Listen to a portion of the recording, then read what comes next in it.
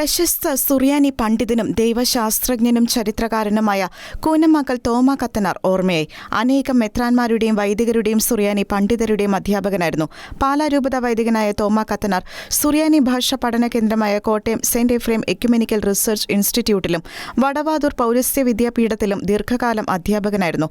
മഹാത്മാഗാന്ധി സർവകലാശാലയിൽ സുറിയാനി വിഭാഗത്തിന്റെ ഡീൻ ഓഫ് സ്റ്റഡീസായും സേവനം ചെയ്തിട്ടുണ്ട്.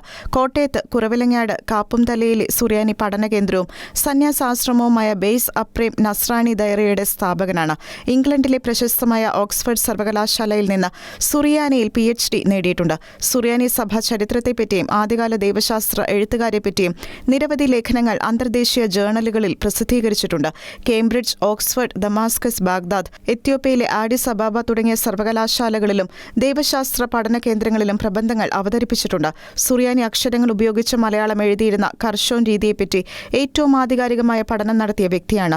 കോട്ടയം ജില്ലയിലെ രാമപുരത്ത് കൂനമാക്കൽ കുര്യൻ ത്രേസ്യ ദമ്പതികളുടെ മകനായി 1955 നവംബർ 15 തോമ കത്തനാരുടെ ജനനം. 2025 സെപ്റ്റംബറിൽ അന്ത്യോക്യയിലെ കത്തോലിക്ക പാത്രിയാർക്കീസ് ബാവ ഇഗ്നാത്യോസ് ജോസഫ് മൂന്നാമൻ സത്യവിശ്വാസത്തിന്റെ വിശ്രുത സംരക്ഷകനും ഭാരതത്തിന്റെ വലിയ മൽപ്പാനും എന്ന പദവി നൽകി ആദരിച്ചിരുന്നു.